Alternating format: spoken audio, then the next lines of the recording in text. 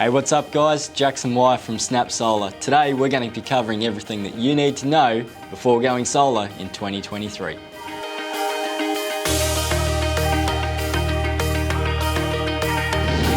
Before getting caught up in all the excitement, technology and the wonderland of solar, there's a couple of things that you need to know before going and inquiring about solar. On a typical Ergon electricity bill, consumption is located on the first page about halfway down under Compare Your Usage. Consumption is important, and you want to think of consumption much like fuel economy and fuel of your car. Your home's consumption is much like litres per 100. With electricity accounts, it's measured in kilowatts or kilowatts per day. Now that you understand your home's consumption and your daily consumption of your property, we can start to look at the property and look at time of use consumption. Time of use consumption is important because that breaks it down for us with when is the home needing electricity and when will that electricity be being used. Typically, solar only works during the day, and a typical Grid Connect solar inverter without a battery will only offset power during the day. So it's important to note what loads are running through the day so that you can adequately size the system to suit. Typically, Grid Connect solar systems only offset power being used during the day. Examples of this are pools, hot water systems, or when the customer's home and using aircon use and things like that.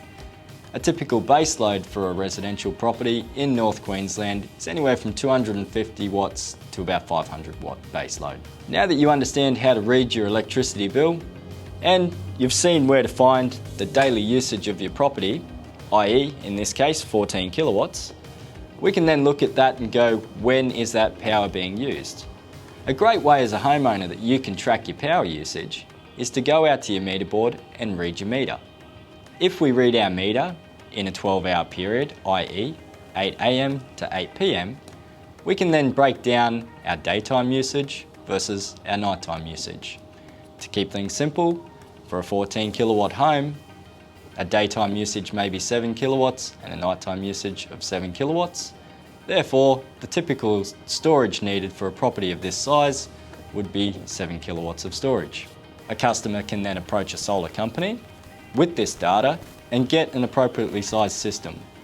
For the company, it will be clear for the homeowner's nighttime usage and the homeowner's daytime usage. This comes into effect if a client would like to invest in battery storage, or whether a Grid Connect solar system is suffice for the property. Now you've gone through and you're able to read your electricity bill, you've broken down your home usage. Another key thing to note on an electricity account is tariffs. There are multiple tariffs used. The most commonly used on residential is Tariff 11 General Supply. Another tariff that's commonly used is Tariff 31, 32. These are known as time of use tariffs or off-peak tariffs, generally used for heating hot water systems, pumping and things alike.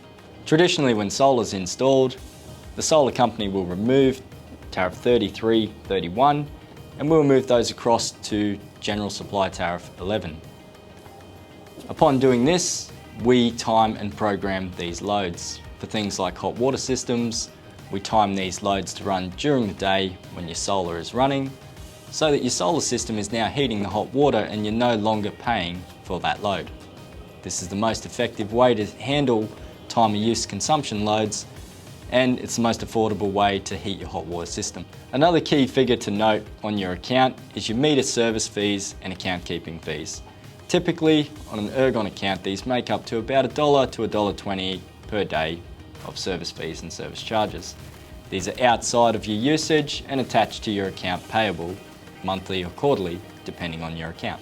Service fees will always be attached to an account, even after solar is installed. So therefore guys, things like consumption, time of use consumption, base loads and service fees are all things that you can offset by installing a solar system. Thanks for tuning in guys and watching the first of our mini series of everything that you need to know before buying solar in 2023.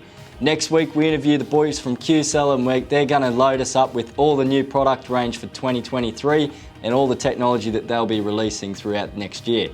Stay tuned, we're going to dive into product reviews, tech talks, interview the masterminds of our industry, and get excited about all the new things coming to the market for 2023. All right, guys, stay tuned. See you next week.